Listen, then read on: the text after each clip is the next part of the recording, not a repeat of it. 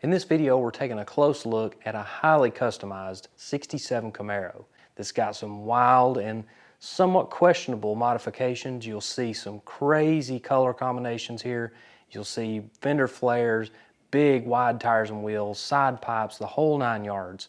But this car is very nicely preserved, and we're going to get into the history of it and what it looks like today.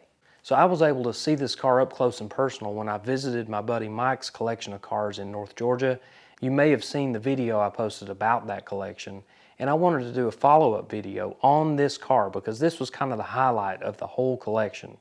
This 67 Camaro has been stashed away somewhere for years and years because the paint on this car is in excellent condition. You won't see a lot of rust bubbles or any kind of issues where they molded those fiberglass fender flares into the steel body panels.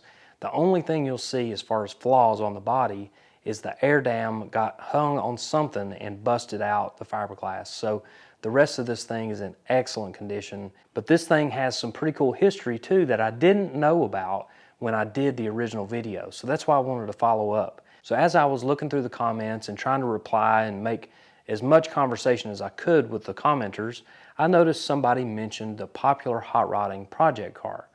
And I knew that this thing looked somewhat familiar to me, and I knew that somewhere down the line I've seen a picture of this car. So when somebody said popular hot rodding, it led me down a rabbit hole of research, which is what I'm known for. I will spend way too much time researching these things to try to find an answer or try to find some history, and it only took a couple hours to figure out where this thing came from.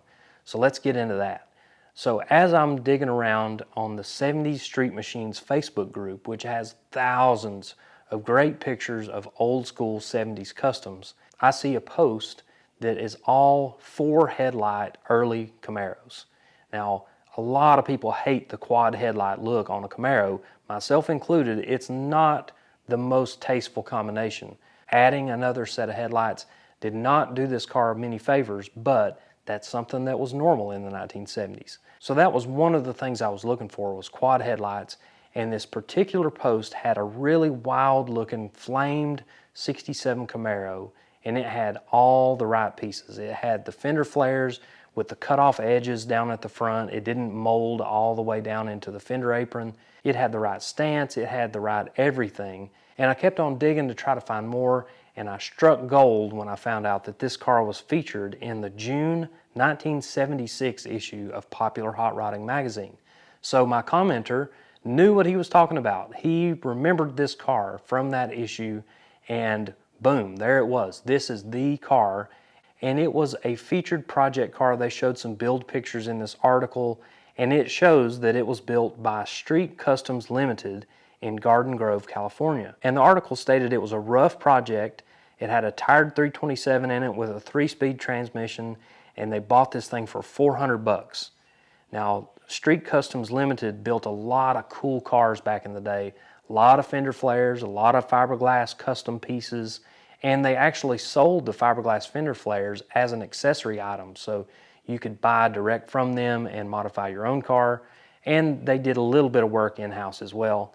So this was an in-house project car for Street Customs Limited, and this thing, oddly enough, was actually on the cover of the March 1976 Popular Hot Rodding magazine, and it wasn't featured on the inside of the magazine. So the editor got a bunch of hate mail, people wondering where the feature was on this car, so they reshot the car for the June 76 issue, and oddly enough, it had been repainted by that point. So this original paint job was upgraded to the new paint job, which had an even wilder flame set, and it's listed in the article that this is orange candy pearl lacquer paint.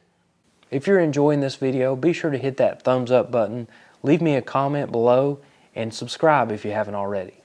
Now, it didn't have an exact name listed as the owner of the car. It just said that it was a Street Customs Limited car, but it did have the name Emmett Glasgow listed in there. He was an employee of Street Customs Limited, and he kind of ran the show as far as the design and the implementation of this build. And he put a set of Monza headlights in it, which was a brand new car at this time. The Chevrolet Monza came out in the mid-70s. That's the quad headlights that they used on this Camaro. And then the center grille section came out of a 76 Cadillac. So again, another brand new car. This is 1976 when this car was built, and using brand new car parts to put together this custom combination. In the rear of the car, they used Mercury Cougar taillights, and these are sequential taillights. They definitely are not what you'd normally see in a 67 or any Camaro for that matter. It's an odd look, but again, it added to the custom details of this car. So Street Customs Limited grafted those fiberglass fender flares onto the steel body panels. They grafted that air dam onto the front apron on the bottom, and they did some excellent work. The body work on this car is phenomenal, and it's lasted for so many years. And the paint job that we see here is obviously different than what we're seeing in these magazine pictures. So at some point this car got refreshed, somebody added the Pro Stock scoop. During that time, I'm assuming they added the tunnel ram, which has now been taken off the car. I'm just assuming that was kind of stage 2 for this car's custom build. I don't know who did the stage 2 part of this build. You can see it's got some pretty nice paint work. It's got metal flake in the paint. It's been sanded and buffed. It's definitely a slick car, or at least it was in the 1970s, but the inside has had some work done too. You can see a little bit of the detail in these magazine clippings, but now the interior is much more vibrant. It has a much brighter yellow or gold color. The headliner is gold crushed velvet, but you'll see in some of the magazine pictures that they actually had a hood insulation piece that was custom made. That was also crushed velvet. They were going for the full custom show car look. Another special detail that shows me that this car went through a second series of modifications is the custom stereo that's in this thing. You'll see it has a very fancy head unit in here. They've obviously had to cut the dash panel out to fit this massive thing, but look at all those buttons and all those controls. I mean, this was unheard of in the 70s or even the 80s by this point. I mean, this was revolutionary stuff. You'll also notice in the back of the car, up on the package tray, there's a pair of Pioneer TS-X30 speakers. Other interior pieces include your typical foam grip 3-spoke steering wheel. Then you've got some custom gauges in the console, as well as a bunch of switches and lights and things that have been added there. You'll also notice that the 4-speed Hurst shifter is set off to the side and not exactly in the console hole. I'm sure that could be put back to where the console fit properly again, although that shifter handle looks pretty short to fit in there. So that leads us to the brightly colored crushed velvet upholstery. We've got gold and bright red, and this is just not what we'd consider tasteful today, but it definitely goes along with the paint job on the outside. And on the door panels, you got crushed red velvet and then custom emblems that say art. In the door panels, we got another pair of speakers, so this thing had a pretty high-tech stereo system for the day. In this car's magazine days, it had a set of Western wheels on it. Looks like they're probably 15x8s and 15x10s, and it had a set of Formula One super stock tires on there, which are just a favorite of the 1970s. Big old white letters, cool tread design, perfect sizing, really good stance on this car. One thing I didn't realize was that Street Customs Limited was pretty plugged in the Hollywood movie car scene.